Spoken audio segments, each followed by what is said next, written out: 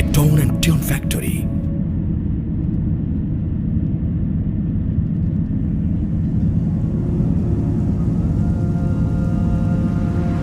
তিনি সেই প্রতিপালক যার কোনো কীর্তন লিখে কিংবা গেয়ে শেষ করা যাবে না কখনো, কারণ তিনি করুণার আধার। তার মহানুভবতা, কৃপা ও দয়ায় আমরা সবাই বেঁচে আছি।